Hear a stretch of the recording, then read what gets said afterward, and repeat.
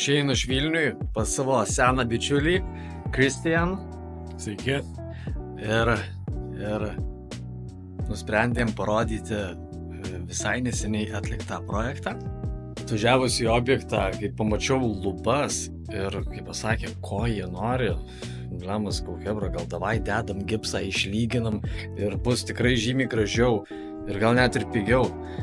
Ne, šitas žmogus sakė, ne, mes negalim čia jokių gipsų, čia reikia dabar greituoju būdu paimti ir padaryti.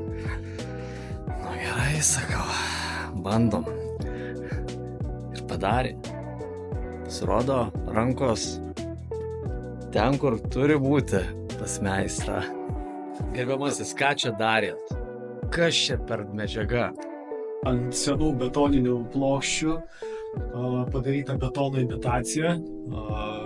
Paminėtinas faktas, kad plokštės senos ir su visais perkritimais ir nelygios. Tai buvo nuspręsta daryti palei faktą tai, kaip yra. Rezultatas tenkina.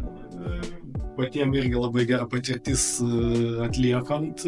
Tikrai ne pats lengviausias projektas, kai reikia dirbti visą laiką rankom į viršų ir tepti masę ir, reiškiasi, dėti plokštės iš organinio stiklo. Bet manau, kad pavyko. Kaip sako, visada galima šiek tiek geriau, bet mokinamės su kiekvienais kursais ir kiekvienu bandymu vis tobulyn ir tobulyn. O sienos yra padarytos iš Valerianos dekoro. Pagal dizainerės pasirinktą spalvą. Manau, tai bendroj visumoj labai toks gavosi šiltas efektas, nes pati medžiaga prisilietimui yra tokia lygtais turi medžiagiškumo ir spalvų paletė labai maloniai žiūrisi. Jo, tai išduosiu paslaptį, galiu išduoti paslaptį. Realiai pirmą kartą darėt. Pasiėmė medžiagą, aišku, pasibandė, ten buvo ant pavyzdėlių. Ir, nėra prie ko prisikabinti.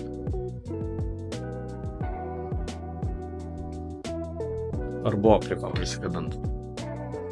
Kaip sako, visada kabinėsite galbūt savo, vis tiek matai savo kažkokius gal brokus, bet iš jos pataisai. Labai dėkingos medžiagos, tiesą sakant, taisymui, tiek sienų, tiek tas pats betonas. Bet su kiekvienu kartu, kaip sako, tobulėjam, vis gerin ir gerin, manonas.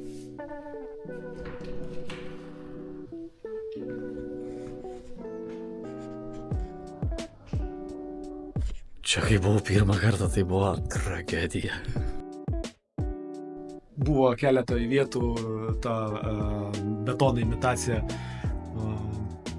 Tiesiog dažytai netyčia pataikė su teptuku ir užsidažė. Tai vat pliusas yra šitos medžiagos tas, kad labai lengvas taisymas arba brūkšnelis valymas.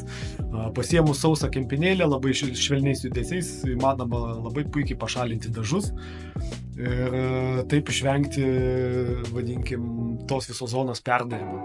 Tai vieni pliusai.